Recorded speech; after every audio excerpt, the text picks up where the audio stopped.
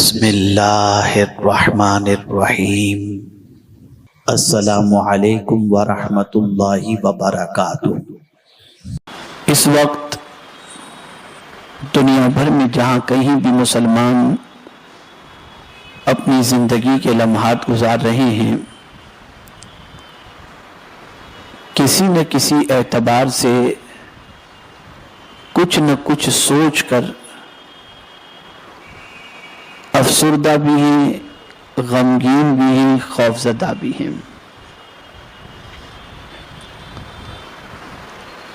یہ سوچتے ہیں کہ آنے والے ایام کیسے ہوں گے، آنے والے دن کیسے ہوں گے،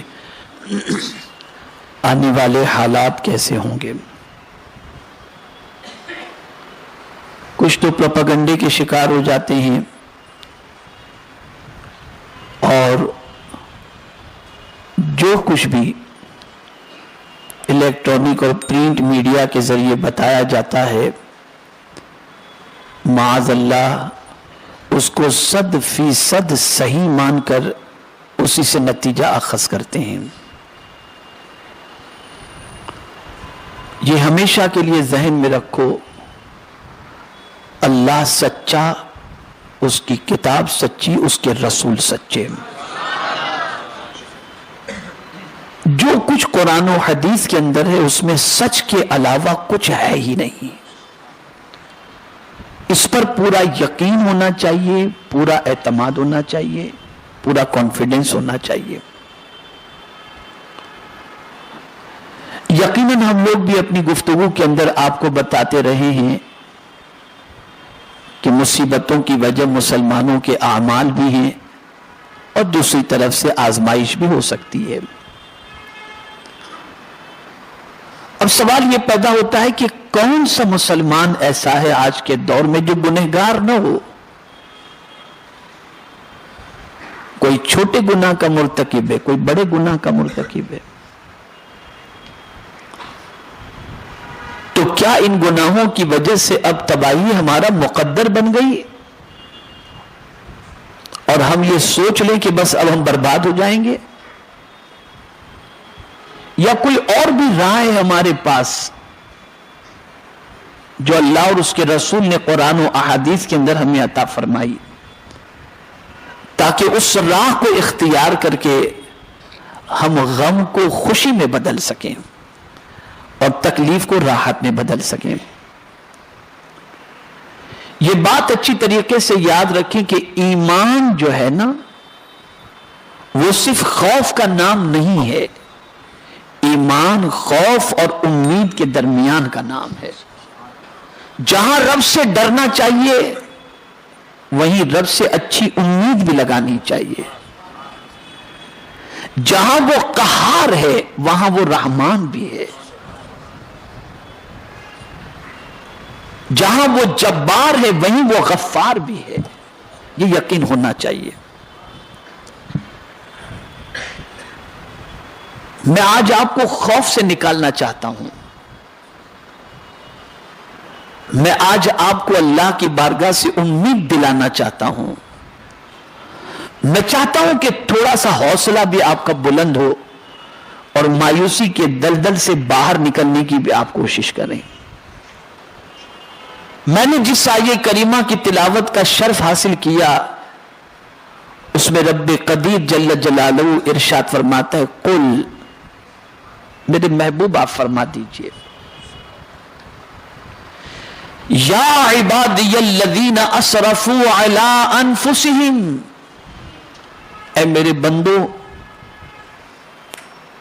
جنہوں نے بھی اپنی جان پر ظلم کیا۔ ماشاءاللہ علماء بھی بیٹھے ہیں، کچھ نکات یقیناً ان کی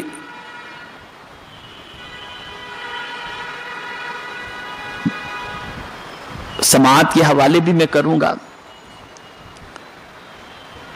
رب قدیر نے فرمایا، قل، میرے محبوب فرما دیجئے، یا عبادی الذین اسرفوا علی انفسہم، اے میرے بندو جنہوں نے اپنی جان پر ظلم کیا، لا تقنطوا من رحمت اللہ، اللہ کی رحمت سے نا امید مت ہو جاؤ۔ انداز دیکھیے قرآن مقدس کا. گنہگار کو بھی میرے کریم نے فرمایا تو میرے بندوں کہہ کر کے فرمایا. یا عبادی، اے میرے بندو. اور حضور صلی اللہ علیہ وسلم کے ذریعے اے میرے غلاموں.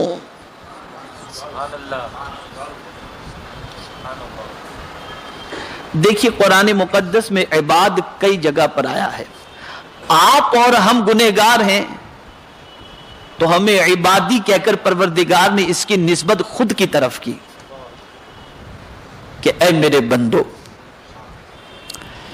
اور فرشتے جو معصوم ہیں ان کے لیے عبادی نہیں آیا، عباد مکرمون آیا. یہ اپنے بندوں کو تسلی دی جا رہی ہے، حضور کے غلاموں کو تسلی دی جا رہی ہے کہ تم کتنے ہی پاپی کیوں نہ ہو تو ہمارے نسبت تو ہمارے ساتھ ہے. اور اسی کے ساتھ ساتھ آپ یہ دیکھیں اسرفو کہا گیا، گناہ کا ذکر نہیں. کیا گناہ کیا؟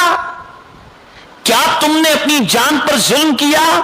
یہ نہیں بتایا جا رہا، مطلق کہہ دیا گیا اسرفو علی انفسہم، جنہوں نے بھی اپنی جان پر ظلم کیا. اسی لیے فرمایا گیا جو کریم آج گناہوں کو چھپائے رکھا ہے وہ محشر میں بھی چھپا لے گا. آج ستر پوشی اس نے کی ہے، قیامت میں بھی وہ ستر پوشی فرمائے گا. ظلم کا تذکرہ نہیں، گناہ کی لمبی چوڑی لسٹ نہیں، گناہ کی کوئی تفصیل نہیں. اور اس کے بعد فرمایا گیا لا تقنطوا من رحمت اللہ، اللہ کی رحمت سے نا امید مت ہو. اس آیے کریمہ کے کئی شان نزول بیان کیے گئے کئی طریقے سے. ایک تو یہ شان نزول بیان کیا گیا کہ حضور صلی اللہ علیہ وسلم کے چچا سیدنا امیر حمزہ رضی اللہ تعالی عنہ کو جس نے شہید کیا تھا وحشی نے، جو بعد میں اسلام قبول کیے اور صحابی رسول بنے، وحشی نے حضور صلی اللہ علیہ وسلم کی بارگاہ کے اندر یہ خط لکھا کہ میں گنہگار ہوں، میرے دامن پر جرم کے کئی دھبے لگے ہوئے ہیں، اگر میں اسلام قبول کروں تو کیا وہ میرے گناہ معاف ہو جائیں گے؟ تو پھر آیے کریمہ نازل ہوئی الا من تاب وآمن وعمل صالحا، مگر وہ توبہ کرے، ایمان لے آئے اور نیک عمل کرے. تو فوراً وحشی نے کہا میں توبہ بھی کر لوں، ایمان بھی لے آؤں، لیکن اگر نیک عمل کا موقع نہ ملا تب میری موت واقع ہو جائے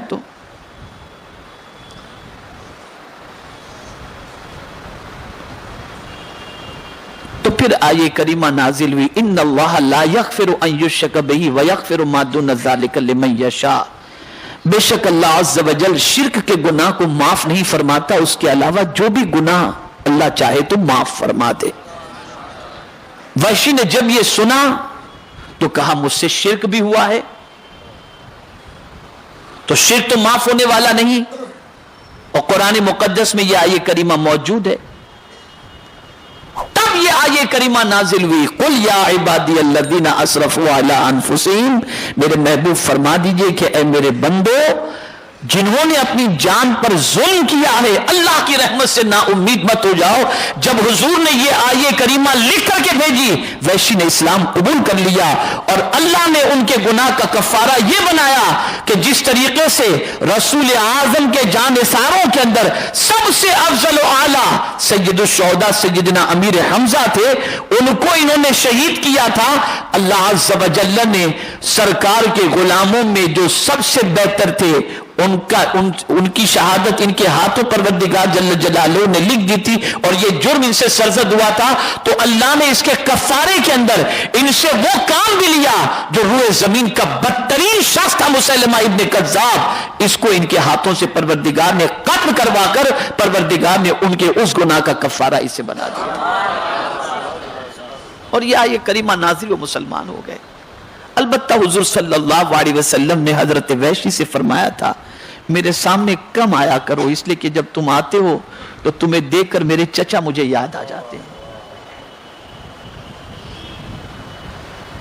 تو یہ آیت کریمہ امید دلا رہی ہے، جو بندے یہ تصور کرتے ہیں کہ ہم سے بہت سارے گناہ ہو چکے، اب ہمارے بچنے کی کوئی صورت ہے ہی نہیں، اب تو تباہی ہونا ہے، تو میرا مولا فرماتے میں نے توبہ کا دروازہ بند نہیں کیا، میرے بندے تیرا دامن پورے کے پورا تیری زندگی جو ہے دامن کے ساتھ ساتھ تیری پوری زندگی اگر گناہوں میں ڈوبی ہوئی کیوں نہ ہو تو ایک قدم میری طرف بڑھ، میری رحمت ایک ہاتھ تیرے استقبال کے لیے بڑھنے کے لیے تیار ہے، اس لیے کہ تیرے گناہ زیادہ نہیں میری رحمت زیادہ ہے، تیری خطائیں زیادہ نہیں میری رحمت زیادہ ہے، سبقت رحمتی علی غضبی، اللہ عز و جل کی رحمت اس کے غضب پر غالب ہے، امید دلائی جا رہی ہے۔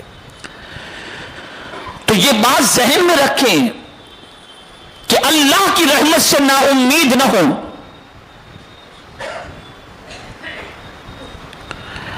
اللہ کی رحمت سے نا امید نہ ہو، اور یہ نہ سوچیں کہ گناہوں کی وجہ سے تو اب ہلاک ہی ہونا ہے، بلکہ اللہ کی بارگاہ میں امید رکھو کہ سچے دل سے توبہ کر لیں گے اللہ ہمارے گناہوں کو معاف فرما دے گا۔ اور یہ حدیث مبارکہ ذہن کے اندر رکھو، اللہ اپنے بندوں کے ساتھ اس کے گمان کے مطابق سلوک فرماتا ہے، بندہ جیسا اللہ سے گمان کرے گا اللہ اسی گمان کے مطابق اس کے ساتھ سلوک فرمائے گا۔ بھائیے میں قرآن مقدس کی ایک آیت کریمہ آپ کے سامنے پیش کروں کہ نا امیدی کے اندر پروردگار کس طرح سے امید کے اپنے جلوے دکھاتا ہے اور مرادیں پوری کرتا ہے۔ میں قرآن کی روشنی میں سمجھاؤں، ایک مرتبہ درود شریف پڑھ لیں۔ اللہم صلی علی سیدنا ابراہیم سیدنا محمد وعلی آل سیدنا محمد وعلی آل وصحابہ وبارک وسلم، صلاۃ و سلام علیک یا سیدی یا رسول اللہ صلی اللہ تعالی علیہ وسلم۔ حضرت ابراہیم علی نبینا علیہ الصلاۃ والتسلیم کی عادت مبارکہ تھی کہ کبھی تنہا نہیں کھاتے تھے، کسی نہ کسی کو ساتھ لے کر کے ہی کھاتے تھے۔ کچھ دنوں سے کوئی ملا نہیں تو آپ نے روزہ رکھ لیا کہ کوئی مہمان ہی نہیں ہے، میں اکیلا کیسے کھاؤں؟ اور یہ خلیل کی بھی سنت ہے اور حبیب کی بھی سنت ہے کہ تنہا نہیں مہمانوں کے ساتھ کھانا کھایا کر۔ آج مہمان کو دیکھ کر منہ ٹیڑھا ہو جاتا ہے، نہیں نہ بگاڑا کرو، مہمان جب آتا ہے تو اس کے آنے سے پہلے اللہ کی رحمت تمہارے گھر میں پہلے پہنچ جاتی ہے۔ مہمان کی آمد بہت بڑی چیز ہے، بہت بڑی نعمت ہے۔ تو حضرت ابراہیم علیہ الصلاۃ والتسلیم کئی دنوں سے مہمان کے انتظار میں تھے، کوئی مہمان نہیں آیا تو روزے سے تھے آپ، تو پروردگار جل جلالہ نے فرشتوں کو بھیجا کہ جاؤ میرا خلیل جو ہے کئی دنوں سے کھایا نہیں ہے، جاؤ جا کر کے ان کو کھلا کر کے آ جاؤ۔ اب جیسے ہی فرشتوں کو دیکھا آپ نے تو اس وقت آپ نے سمجھا فرشتے لباس بشری میں تھے کہ آؤ آؤ تم آ گئے اب کھانا کھاتے ہیں، تو آپ نے بہترین کھانا تیار کروایا، اور جب کھانا تیار ہو گیا اور کھانے کے لیے جب بیٹھے تو حضرت ابراہیم علیہ السلام تو کھانا شروع کر رہے ہیں، اب مہمانوں کا ہاتھ نہیں چل رہا، مہمانوں کا ہاتھ نہیں چل رہا تھا۔ تو آپ کی اہلیہ نے کنارے سے، حضرت سارہ رضی اللہ تعالی عنہ نے کنارے سے دیکھ لیا کہ یہ مہمان جو آئے ان کا ہاتھ تو نہیں چل رہا ہے، تو آپ نے اشارے سے یا زبان سے اپنے شوہر سے کہا ذرا دیکھو تو صحیح یہ لوگ تو نہیں کھا رہے ہیں، ان کے ہاتھ رکے ہوئے ہیں۔ تو حضرت ابراہیم علیہ السلام نے جیسے ہی دیکھا تو دیکھا ان کے ہاتھ نہیں چل رہے، تو سمجھ گئے یہ انسان نہیں اللہ کی کوئی دوسری مخلوق نظر آ رہی ہے، سمجھ گئے، اور پھر سمجھ گئے کہ یہ فرشتے ہیں۔ اب اب قرآن کیا کہتا ہے سنیے، وَلَقَدْ جَاءَتْ رُسُلُنَا إِبْرَاهِيمَ بِالْبُشْرَى قَالُوا سَلَامًا قَالَ سَلَامٌ فَمَا لَبِثَ أَنْ جَاءَ بِعِجْلٍ حَنِيذٍ، اور بے شک ہمارے فرشتے ابراہیم کے پاس مزدہ لے کر آئے، بولے سلام کہا۔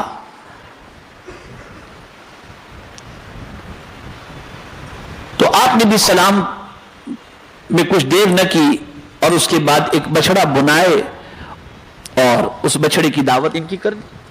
اب کیا ہوا؟ پھر جب دیکھا کہ فلما رأى أيديهم لا تصل إليه نكرهم وأوجس منهم خيفة قالوا لا تخف إنا أرسلنا إلى قوم لوط، پھر جب دیکھا ان کے ہاتھ کھانے کی طرف نہیں پہنچتے اور ان کو اوپری سمجھا اور جی ہی جی میں ان سے ڈرنے لگے۔ یعنی یہ عجیب مخلوق ہے، کھانے کی طرف ان کا ہاتھ نہیں بڑھ رہا، ارے کھانا اور اتنا اچھا بنا ہوا ہو، بچڑے کا گوشت بنا ہوا ہو اور کوئی کھانے کی طرف ہاتھ نہ بڑھائے تو یہ حیرت تو ہوگی۔ تو حضرت ابراہیم کو حیرت ہوئی کہ یہ کھانے کی طرف ہاتھ نہیں بڑھا رہے، تو وَأَوْجَسَ مِنْهُمْ خِيفَةً، تو حضرت ابراہیم علیہ السلام ڈر گئے کہ کون سی مخلوق ہے۔ تو قرآن کہتا ہے فرشتوں نے کہا قَالُوا لَا تَخَفْ اِنَّا أُرْسِلْنَا إِلَىٰ قَوْمِ لُوط، بولے ڈریے نہیں، ہم قوم لوط کی طرف بھیجے گئے ہیں۔ اب آگے سنیے، وَامْرَأَتُهُ قَائِمَةٌ، ان کی بیوی کھڑی تھی، فضحکت، وہ ہنسنے لگی۔ اب جب وہ ہنسنے لگی فرشتوں نے دیکھ لیا۔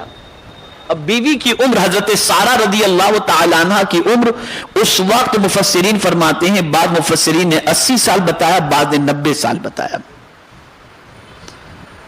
اور ان کے یہاں اولاد نہیں تھی۔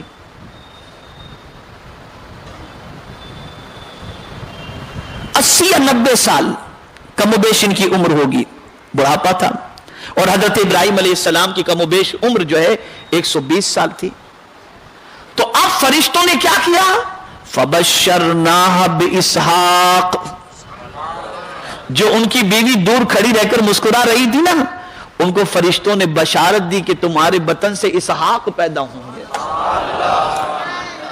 وَمِن وَرَاءِ اسحاق یعقوب، اور اسحاق کے بعد یا اسحاق سے یعقوب پیدا ہوں گے۔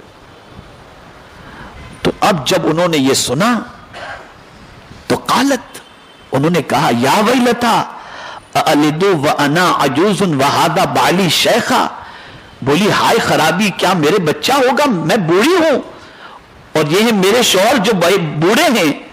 اب اس کا جواب جو ہے آگے سنیے پھر، ان هَذَا لَشَيْءٌ عَجِيبٌ، بے شک یہ تو اچنبے کی بات ہے، یعنی میں 90 سال کی، 80 سال کی، میرے شوہر 120 سال کے، ہم دونوں بوڑھے ہو چکے ہیں، اور کیا بڑھاپے میں ہمیں اولاد ہوگی، یہ تو اچنبے کی بات ہے۔ اب جو جواب انہوں نے دیا اسے سنیے اور اللہ کی امید پر قربان جائیے کہ کیسا وہ اپنے بندوں پر امید کا اظہار کرتا ہے اور کیسی کرم نوازی فرماتا ہے۔ تو فرشتوں نے کہا قالوا اتعجبین من امر اللہ، فرشتے بولے کیا اللہ کے کام پر اچنبا کرتی ہو، اللہ کے کام پر اچنبا کرتی ہو؟ رحمت اللہ وبرکاتہ علیکم اہل البیت انہ حمید مجید، اللہ کی رحمت اور اس کی برکتیں تم پر اس گھر والوں، بے شک وہی سب ہے، وہی ہے سب خوبیوں والا اور عزت والا۔ یعنی اے سارا، تم تمہارے بڑھاپے کو دیکھ رہے ہو، میرا مولا چاہے تو کوئی بڑھاپا اس کے نزدیک ہے ہی نہیں، وہ جب چاہے جسے چاہے اس کی گود کو بھر دیتا ہے، اس لیے اس سے نا امید نہیں ہونا چاہیے۔ وہ چاہے تو بغیر باپ کے حضرت عیسیٰ کو پیدا کر دے، اور وہ چاہے تو بغیر باپ کے اور بغیر ماں باپ کے حضرت آدم کو پیدا فرما دے، اس کے لیے کوئی بعید بات نہیں۔ یہاں سے ہمیں ایک سوچ ملی، اور وہ سوچ کیا ہے؟ حالات کچھ بھی ہوں اللہ سے امید رکھو، وہ چاہے تو پل میں تمہارے حالات کو بدل سکتا ہے، یہ امید رکھنا چاہیے، نا امیدی کبھی نہیں ہونی چاہیے۔